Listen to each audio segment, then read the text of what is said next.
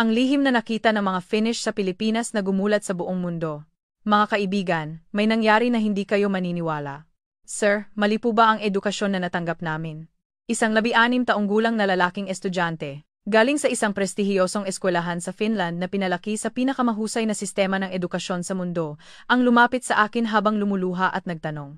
Sa loob ng 15 taon kong pagtuturo sa internasyonal na edukasyon, ito ang kauna-unahang beses na naranasan ko ito.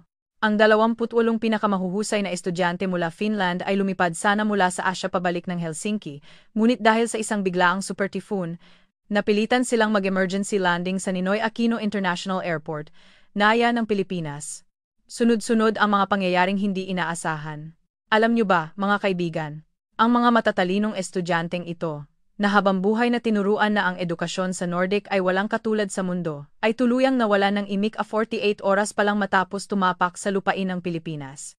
Mula sa nakakagulat na karanasan sa paliparan, sa hindi kapanipaniwalang kaayusan sa loob ng siksikang tren, hanggang sa kahangahangang kaligtasan at ugali ng mga kasabayan nila sa kalagitnaan ng gabi lahat ay nagpabago sa pananaw nila.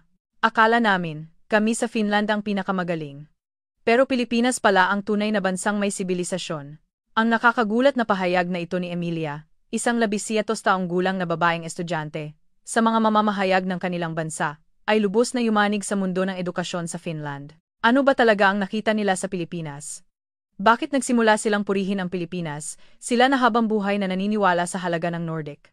Ipapahayag ko ngayon ang nakakagulat na record ng 4 oras na personal kong nasaksihan, bilang isang guro na may 15 taong karanasan at pamilyar sa kultura ng Asya. Bago tayo magsimula, kung maaari ay mag-like at mag-subscribe, malaking tulong ito upang maipamahagi pa natin ang kahangahangang kwento ng Pilipinas. Kumusta? Ako si Maria Santos, at nagtatrabaho ako bilang guro sa isang Filipino-Finnish International School sa Helsinki sa loob ng 15 taon. Nagtrabaho ako sa gitna ng sistema ng edukasyon sa Nordic at nasaksihan ang mga larangan ng edukasyon sa buong mundo. Ngunit ang nangyari sa Naya noong nakaraang taglagas ay nananatiling pinakakintal na alaala sa buong buhay ko bilang guro. Ang mga kasama ko noon ay mga piling estudyante mula sa Finland, ang 28 pinakamahuhusay na mag-aaral mula sa Helsinki International Academy. Sila ay nasa edad 16 hanggang 70. At lahat ay galing sa mararangal na pamilya sa Finland. Anak ng university professor, anak ng opisyal ng gobyerno, mga anak ng doktor, mga inaasahang elite na magdadala ng kinabukasan ng lipunan ng Finland. Pati ang mga guro nilang kasama ay pawang respetado. Simula kay Principal Marcus Laurinen, lahat ay may PhD. At mga profesional sa edukasyon. Ang layunin ng study tour na ito ay bisitahin ang mga larangan ng edukasyon sa Timog Silangang Asya upang kumpirmahin ang pagiging superior ng edukasyon sa Finland na sinasabing pinakamahusay sa mundo. Ang orihinal na plano ay bumisita sa Thailand, Vietnam, at Singapore upang pag-aralan ang agwat ng edukasyon sa pagitan ng maunlad at umuunlad na bansa at bumalik sa Helsinki. Ngunit dahil sa biglaang bagyo, tuluyang nabarahan ang ruta sa Northern Pacific at napilitan silang mag-emergency landing sa Naiya, ang pinakamalapit at pinakaligtas na internasyonal na paliparan. Nag-alala ang mga estudyante. Karamihan sa kanila ay ang tingin lang sa Pilipinas ay bansa ng mga anime at games. Ilang estudyante pa ang nagsabi, hindi ba't ito ang bansang may atrasadong edukasyon na nakatuon lang sa pagsasaulo? Sa edukasyon sa Finland, ang mga advanced na bansa sa Asya ay karaniwang Singapore, at ang Pilipinas ay itinuturing lamang na teknolohikal na umuunlad ngunit may lumang sistema ng edukasyon. Nag-alala rin si Principal Laurinen. Nag-aalala siyang makakabala ito sa mga estudyante dahil sa biglaang pagbabago ng schedule, at lalo na sa pagpapaliwanag sa mga magulang ng mga napakahuhusay na estudyanteng ito. Gayunpaman, habang papalapit sa Naiya, nagsimulang magbago ang sitwasyon, taliwas sa inaasahan. Ang komunikasyon mula sa control tower ay mabilis at tumpak. Nagbigay sila ng abiso na agarang inihanda ang isang espesyal na protocol para sa biglaang pagdating ng grupo ng dayuhang estudyante. Idinagdag pa nilang may nakahanda ng ground staff na marunong magsalita ng Finnish. Ang antas ng pag-aasikaso na ito ay bihira ring makita kahit sa Helsinki Airport. Karaniwan, sa ganitong biglaang sitwasyon, minimum lang ang suportang natatanggap, ngunit ang paghahanda ng Naiya ay ibang antas. Ang proseso ng paglapag ay perpekto. Ang paggabay ay tumpak, at ang lahat ng paggalaw sa lupa ay tila plinano ng maaga. Tila isang nakatakdang flight ang lahat, at sistematikong inihanda. Ngunit ang tunay na sorpresa ay nagsimula nang pumasok sila sa terminal ng paliparan. At ang mangyayari sa susunod na 48 oras ay tuluyang magpapabago sa pananaw sa buhay ng 28 piling estudyanteng ito. Pagpasok pa lang sa terminal ng NAIA, nagbago na ang ekspresyon ng mga estudyante. Sa kabila ng kalaliman ng gabi, ang paliparan ay gumagana na parang tanghali. Walang tigil ang pagtatrabaho ng mga cleaning staff. May mga opisyal sa mga information booth. At lahat ng pasilidad ay gumagana ng perpekto. Ito ba talaga ang paliparan sa Asia? Tanong sa akin ni Emilia Vertanen, isang 77 taong gulang na babaeng estudyante. Sa Helsinki Airport, maraming serbisyo ang humihinto paglampas ng 9 p.m., kaya namangha siya sa 24 oras na antas ng serbisyo. Ang paggabay papunta sa immigration ay kahanga-hanga. Sa kabila ng biglaang pagdating ng napakaraming dayuhang estudyante, hindi natinag ang mga opisyal. Sa halip, agad silang nag-set up ng isang eksklusibong ruta para sa mga grupo ng estudyante at naglagay pa ng tagasalin na marunong magsalita ng Finnish. Ang pinakanakakagulat ay ang serbisyo ng interpreter. Ang tagasalin ng Finnish ay detalyadong nakikipag-usap sa mga estudyante at nag-aalok ng pinakamahusay na suporta. Namangha si Principal Laurinen na nagsabing mahirap makahanap ng ganitong suporta sa dayuhang wika kahit sa Helsinki Airport. Lalo siyang humanga sa pag-uugali ng mga opisyal na nagpaliwanag ng dahan-dahan. Isinasaalang-alang ang edad ng mga estudyante. Hindi lang sila nagproseso ng mga dokumento, kundi nagpakita rin ng malasakit upang mapakalma ang mga nag-aalalang dayuhang estudyante. Mabilis din ang proseso. Inaasahan namin ang komplikadong emergency entry procedure at mahabang paghihintay, ngunit lahat ay naproseso ng maayos. Tinulungan kami ng may kabaitan ng mga opisyal sa paggawa ng iba't ibang dokumento, kaya walang abala dahil sa language barrier. Ang mas nakakagulat pa, nag-alok silang tumulong na makipag-ugnayan sa hotel sa Helsinki na orihinal na nakabook. Ang paggabay para sa emergency accommodation ay perpekto. Nagrekomenda sila ng ilang student-friendly hotel sa Makati at BGC area at ipinaliwanag ang mga tampok at bentahe ng bawat isa. Mas mabait sila kaysa sa mga airport staff sa Finland, pagtataka ni Johan Emil, isang 66 taong gulang na lalaking estudyante. Sa Nordic, mahusay ang mga opisyal, ngunit hindi niya masyadong naranasan ang ganitong init ng pag-aasikaso. Nagpatuloy ang paghanga sa luggage claim area. Ang lahat ng bagahe ng 28 miyembro ay lumabas sa loob ng 15 minuto. Sa malalaking screen, ipinakita ang real-time na sitwasyon ng bagahe, at alam namin ng tumpak kung kailan lalabas ang bagahe ng aling flight. Dahil madalas ang pagkaantala ng bagahe sa Finland, namangha ang mga estudyante sa kahusayan na ito. Habang umaalis kami sa paliparan, tumatak sa isip ko ang sinabi ni Principal Laurinen, sa loob ng 30 taon, ginamit ko ang mga paliparan sa buong mundo, pero ito ang kauna-unahang pagkakataon na nakita ko ang perpektong emergency response. Lalo akong humanga sa sistema na inihanda ang lahat ng maaga, upang hindi mag-alala ang mga user kahit sa hindi inaasahang sitwasyon. Habang nakikinig ako sa usapan ng mga estudyante sa bus papunta sa hotel, nagkaroon ako ng bagong pagkilala sa Pilipinas. Noong oras na iyon, hindi ko pa inaasahan kung gaano kagulat-gulat ang mga susunod na 48 oras na mararanasan ng mga estudyanteng ito. Sa daan papunta sa hotel, nagsimula ang unang matinding pagtataka. Ang tanawin ng Pilipinas na nakita mula sa expressway sa gabi, papunta sa Metro Manila mula sa NAIA, ay lubos na binaligtad ang inaasahan ng mga estudyante. Ang dagat ng ilaw na nakalatag sa magkabilang gilid ng expressway. Ang laki ng mga gusaling nakaayos ng may kaayusan, lahat sila ay nakadikit ang mukha sa bintana, nakatingin. Namangha si Principal, na nagsabing bihira ring makita ang ganito kalaking planadong lungsod sa Finland. Lalo siyang humanga sa sistematikong pagkakalatag ng mga green space sa bawat lugar at ang pagkakaisa ng mga residential at commercial facility. Sinabi ni Vice Principal Anika, na isang urban planning expert, na hindi ito nalalayo sa Nordic na mga lungsod, o mas sopistikado pa. Habang papalapit kami sa Makati, BGC area, lalo pang lumawak ang nakakagulat na tanawin. Kahit paglampas ng 11 p.m., maliwanag ang bayan, at maraming tao ang natural na gumagalaw. Ang pinakanakakagulat ay ang mga babaeng nag-iisang naglalakad. Ang tanawin ng isang babaeng nag-iisang naglalakad ng may kapayapaan sa kalagitnaan ng gabi ay mahirap makita kahit sa urban areas ng Finland. Tunay na ligtas pala ang bansang ito, pagtataka ni Emilia, 17 taong gulang. Naghihintay ang bagong paghanga sa pag-check-in sa hotel. Ang front desk staff ay hindi lamang bumati sa matatas na Ingles, kundi naunawaan ding sila ay isang grupo ng estudyante, at agad nag-alok ng pinakamahusay na serbisyo. Sa kabila ng pagdating sa kalaliman ng gabi, detalyado nilang inasikaso ang oras ng almusal kinabukasan at ang mga kalapit na convenience store. Dagdag pa, naunawaan nilang biglaan ang kanilang pagstay sa Pilipinas, kaya naghanda pa sila ng tourist guide. Ang pinakanakakakintal ay ang taos-pusong pagtanggap. Naramdaman namin ang init na higit pa sa commercial service, ang tunay na pagtanggap.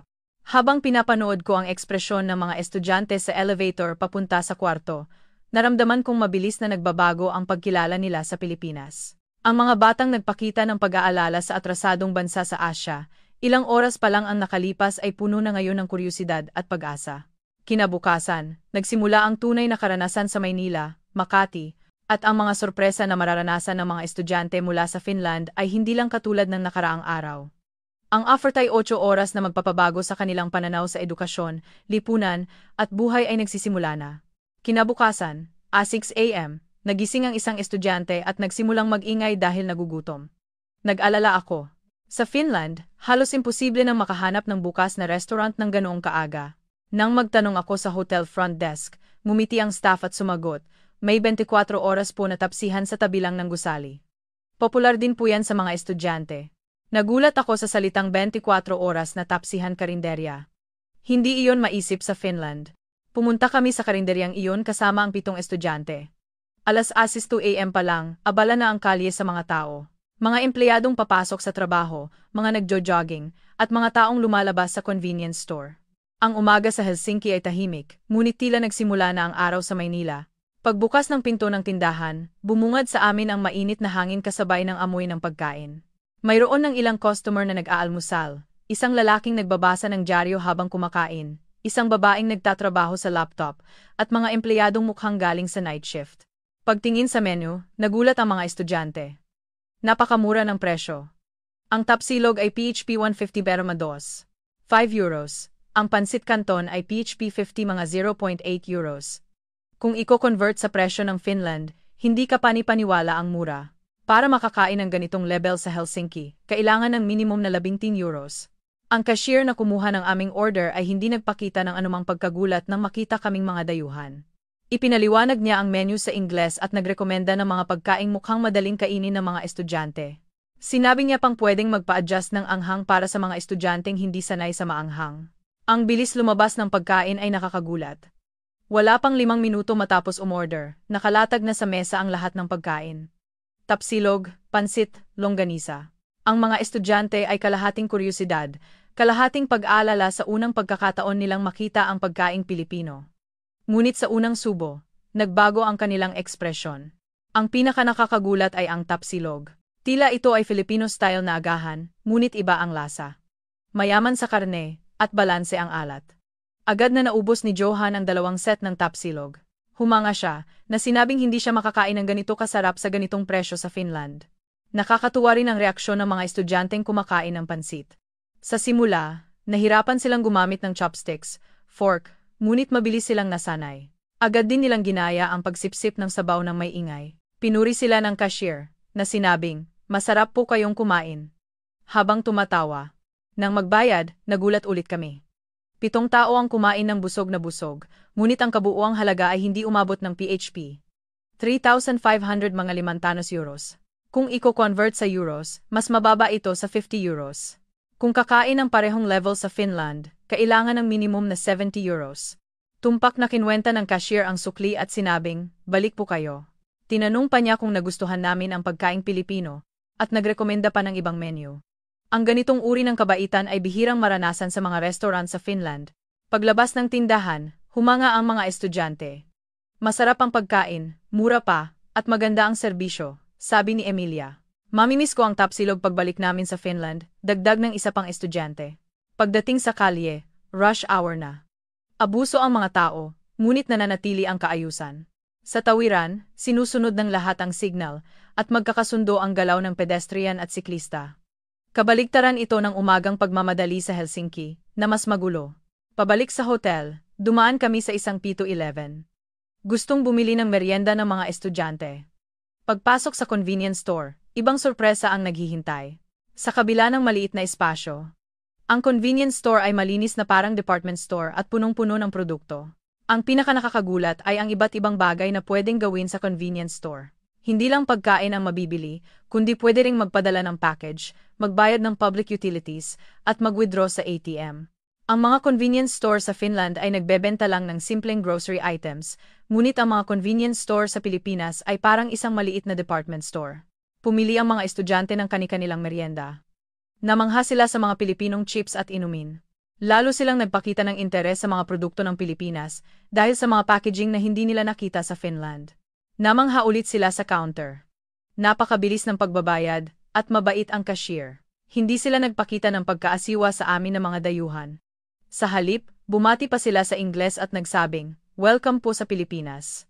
Paglabas ng convenience store, sinabi ni Johan, "Napaka-convenient na bansa ng Pilipinas, 24 oras, nakakabilib na nakukuha mo ang lahat ng kailangan mo anytime."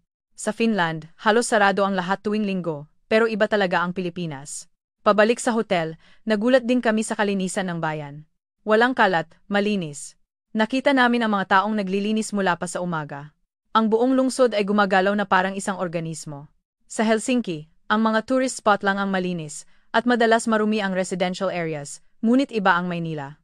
Pagdating sa lobby ng hotel, gising na rin ang ibang estudyante. Nang makita kami, tinanong nila kung saan kami galing. Nang ikuwento namin ang tungkol sa umagang pagkain, nainggit silang lahat. Sinabi nilang gusto nilang sumama sa susunod. Sa ganito nagsimula ang unang umaga sa Pilipinas. Sa loob lang ng ilang oras, tuluyang nagbago ang ekspresyon ng mga estudyante. Nawala ang pag-aalala, at napuno ng kuryosidad at saya ang kanilang mga mukha.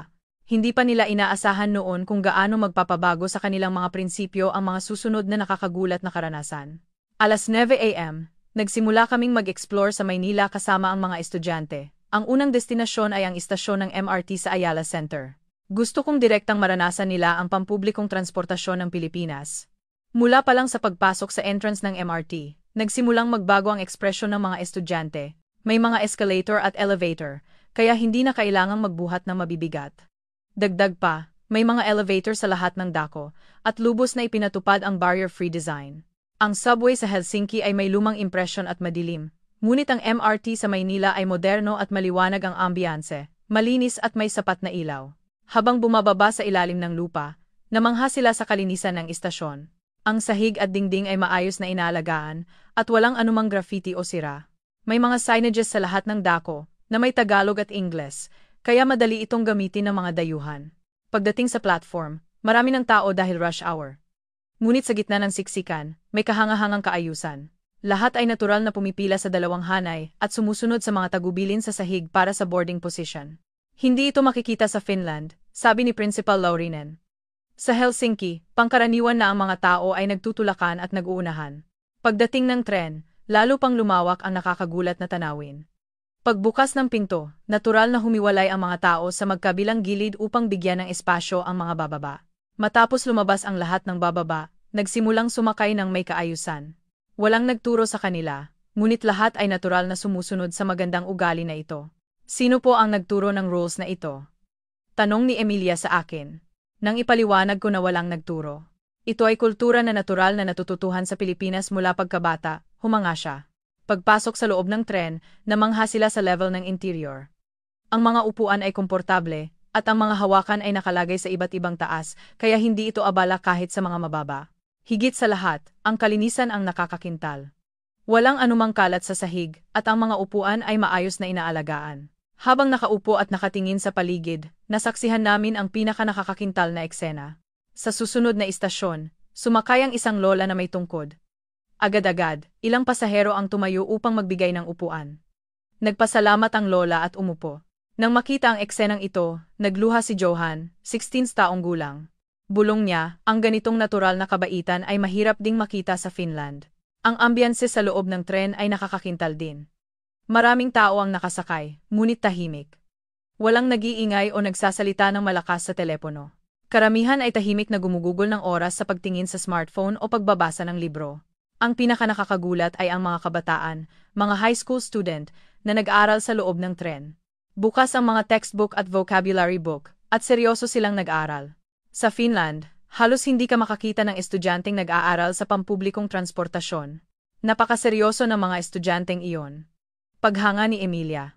Ang mga estudyante sa Finland ay nagpapahinga na pagkatapos ng klase, pero iba ang mga estudyante ng Pilipinas. Pagdating sa transfer station, nagulat ulit kami. Ito ay isang komplikadong istruktura kung saan nagtatagpo ang maraming linya, ngunit napakalinaw ng mga signages, at hindi kami naligaw. Ang color-coded na line map, ang detalyadong impormasyon ng bawat exit, at ang impormasyon ng mga kalapit na pasilidad lahat ay idinisenyo upang maunawaan ng intuitive. Pagdating sa Taft Avenue Station at pagahon sa lupa, ang tumambad sa amin ay isang nakamamanghang tanawin, ang sikat na tawiran. Nawalan ng imik ang mga estudyante sa dami ng taong gumagalaw ng sabay-sabay. Ngunit sa likod ng tila kaguluhan, may perpektong kaayusan.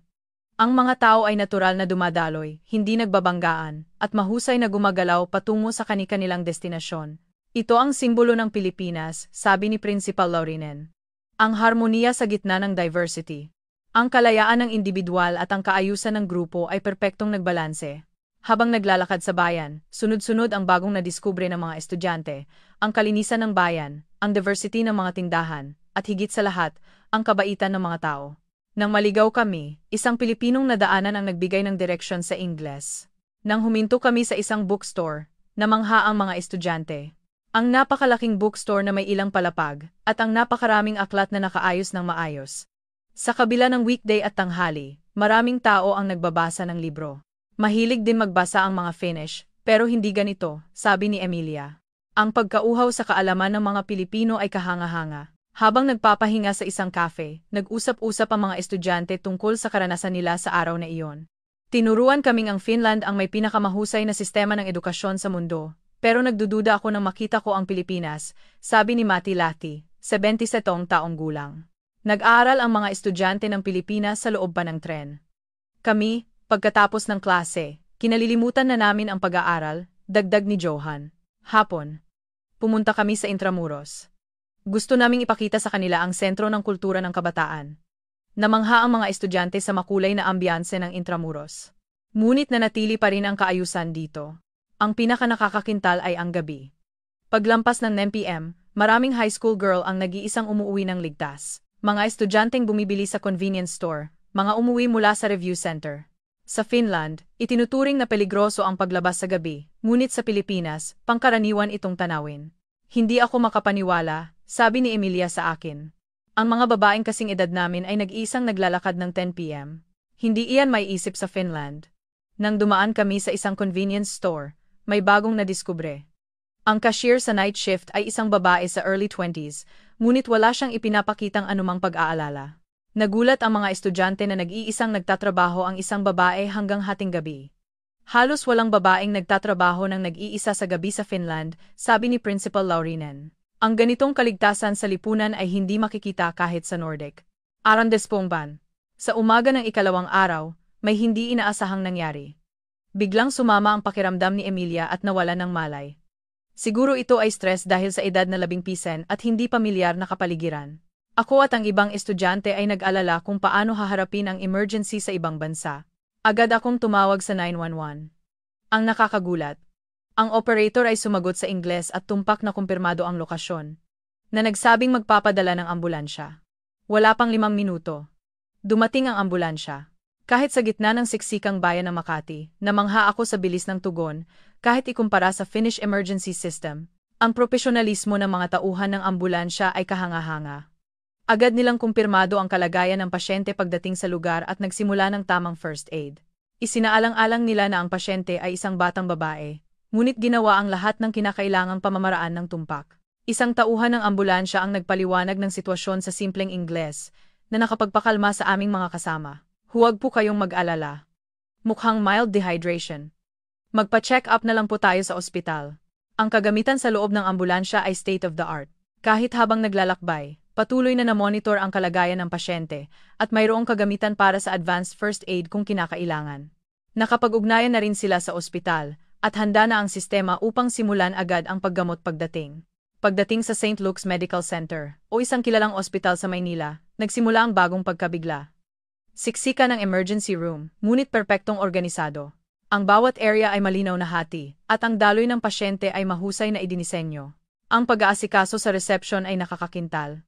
Mayroong dedicated window para sa mga dayuhang pasyente, at ang staff ay sumagot sa matatas na Ingles. Detalyado rin nilang inasikaso ang procedure para sa Finnish health insurance. Ang ganitong sistema ng suporta para sa dayuhan ay bihira ring makita sa ospital sa Helsinki. Sa loob ng 8 oras, regular na sinuri ng nurse ang kalagayan ni Emilia. Naramdaman namin ang malasakit nila sa pagpapaliwanag ng sitwasyon ng detalyado upang mabawasan ang pag-aalala ng ibang estudyante. Nang magsimula ang konsultasyon, namangha kami sa propesyonalismo ng doktor. Isinaalang-alang din ang psychological state ng batang pasyente at maingat na tinanong ang mga sintomas. Mabilis ang mga pagsusuri at lumabas ang resulta ng blood test sa loob ng 30 minuto. Hindi seryoso ang diagnosis.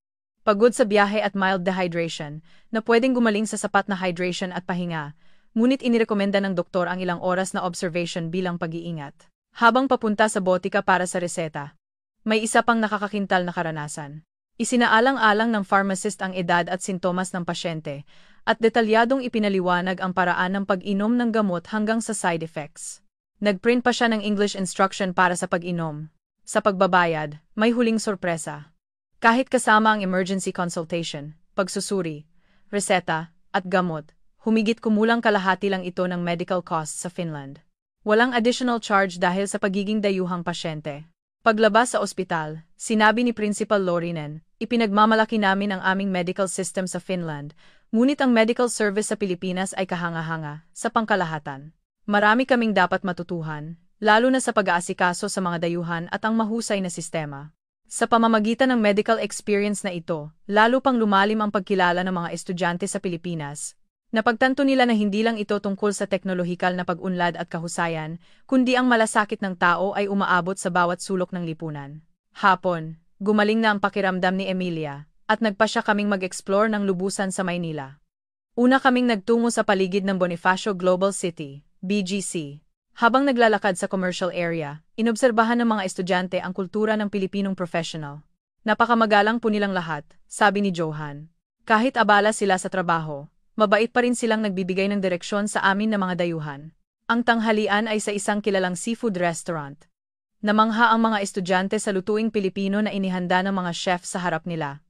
Ito pala ang tunay na lutuing Pilipino, sabi ni Emilia. Ibang-iba sa pagkain na nakikita namin. Namangha ang mga estudyante sa kasanayan at focus ng chef. Naramdaman nila ang pride ng chef sa bawat ulam. Ito ang tinatawag na Pinoy Pride, sabi ni Principal.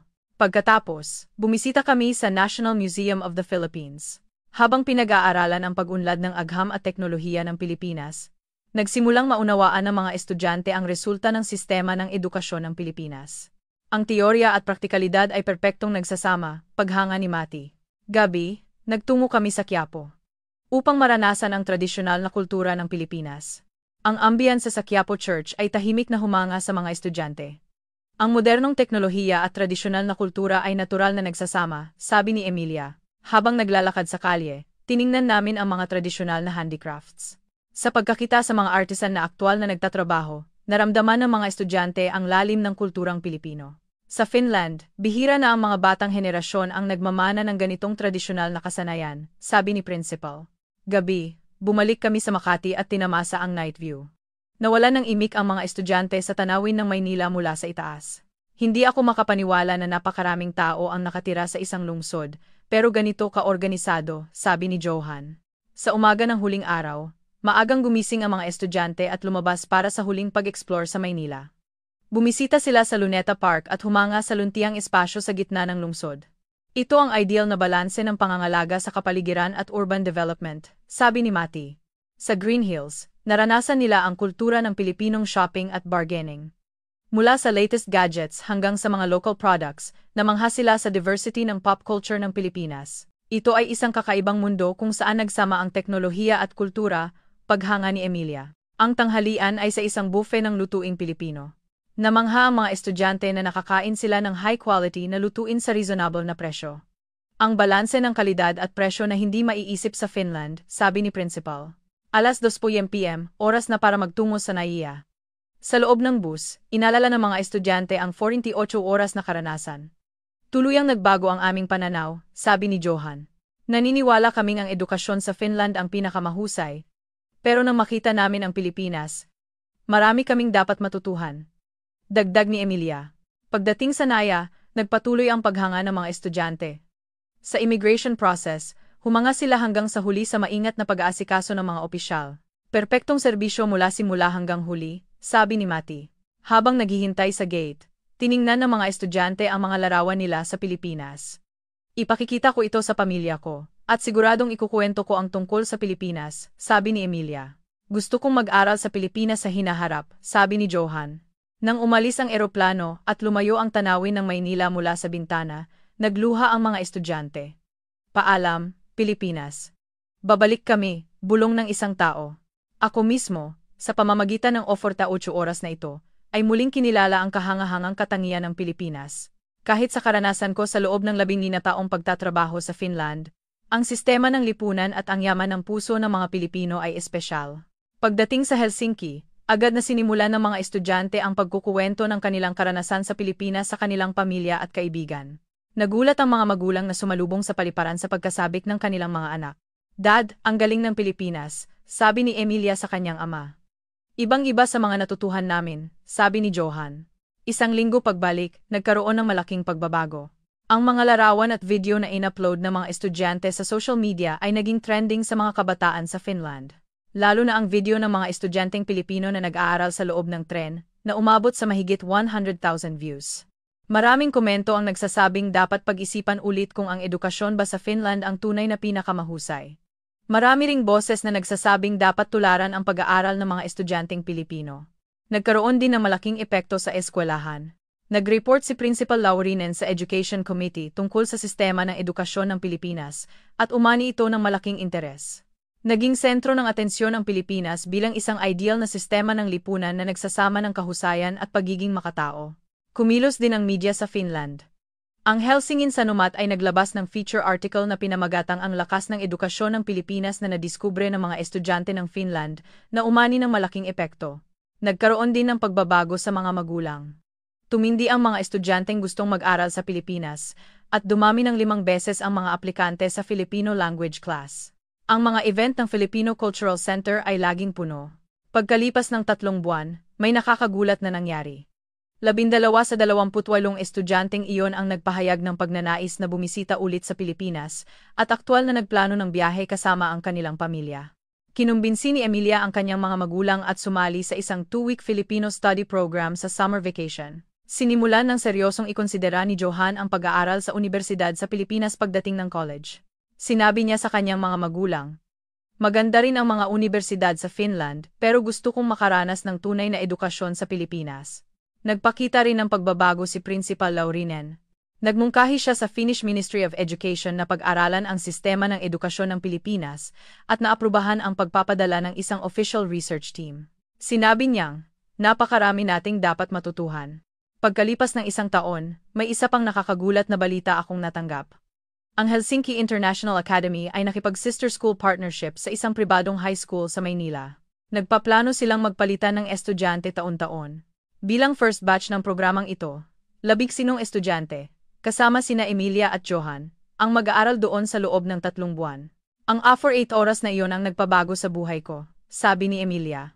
Ngayon, may Filipino study boom sa Finland. Maraming eskwelahan ang nagpapakilala ng Filipino educational methods, lalo na nakatuon sa pagpapahusay ng self-study ability ng mga estudyante. Ako mismo ay regular na nagbibigay ng lecture sa mga educational institutions sa Finland tungkol sa sistema ng edukasyon ng Pilipinas. Ipinaliliwanag ko na ang harmonia ng teknolohiya at pagiging makatao, ang coexistence ng kahusayan at malasakit, at ang integrasyon ng pag-unlad ng individual at ng lipunan ito ang mga katangian ng edukasyon sa Pilipinas. Ang hindi inaasahang 48 oras dahil sa bagyo ay nagdala ng malaking pagbabago sa educational exchange ng dalawang bansa. Ngayon, buwan-buwan, bumibisita ang mga educational research team mula Finland sa Pilipinas. Karamihan sa mga sumali ay nakakaranas ng parehong paghanga at umuuwi. Ang pinaka-nakakakintal ay ang pangmatagalang pagbabago ng mga estudyanteng sumali. Pagkatapos nilang bumalik, malinaw na nagbago ang kanilang study attitude. Dumami ang oras ng kanilang self-study, at lumalim din ang kanilang malasakit sa kapwa. Si Emilia ay kasalukuyang nag-aral ng International Relations sa isang universidad sa Maynila. Sabi niya, gusto niyang gamitin ang malasakit na natutuhan niya sa Pilipinas upang maging tulay sa pagitan ng dalawang bansa sa hinaharap. Si Johan naman ay nag-aaral ng Filipino language at kultura sa isang universidad sa Finland, at ang layunin niya ay magtrabaho sa Pilipinas sa hinaharap. Sabi niya, gusto niyang lumikha ng isang bagong modelo na nagsasama ng labor culture ng Pilipinas at ang Nordic work reform. Si Principal Laurinen ay aktwal na nagtatrabaho bilang leader ng Filipino Research Project ng Finnish Ministry of Education. Sinabi niyang, marami tayong dapat matutuhan mula sa Pilipinas sa larangan ng edukasyon. Ako mismo ay muling nakilala ang halaga ng sistema ng edukasyon ng Pilipinas sa pamamagitan ng karanasang ito. Kung ikukumpara sa 15 taon kong karanasan sa pagtatrabaho sa Finland, napagtanto kong may espesyal na elemento ang edukasyon sa Pilipinas, ang tinatawag na puso sa edukasyon. Kasalukuyan akong nagtatrabaho bilang Educational Exchange Coordinator ng dalawang bansa. Taon-taon, dinadala ko ang daan-daang Finnish students sa Pilipinas at lahat sila ay umuuwi na may parehong paghanga. Ang pinaka-nakakakintal ay ang malaking pagbabago sa life goals ng mga estudyante pagkatapos ng kanilang karanasan sa Pilipinas. Hindi lang sila naghahangad ng personal na tagumpay, kundi nag-iisip din sila ng kontribusyon sa buong lipunan. Ang emergency landing na dulot ng bagyo ay isang hindi inaasahang pangyayari. Ngunit ito ang nagpabago sa buhay ng 28 napakahuhusay na kabataan at nagdala ng malaking epekto sa educational exchange ng dalawang bansa. Naalala ko pa rin ang araw na iyon habang naghihintay ng eroplano sa paliparan. Ang ekspresyon ng mga estudyanteng puno ng pag-aalala. At pagkatapos ng 48 oras, ang kanilang nagniningning ng ngiti na puno ng pag-asa at paghanga. Ang tunay na lakas ng Pilipinas ay hindi lang sa cutting-edge na teknolohiya o mahusay na sistema. Ito ay nasa kultura na nagpapahalaga sa tao, ang malasakit sa kapwa, at ang harmoniya ng buong lipunan.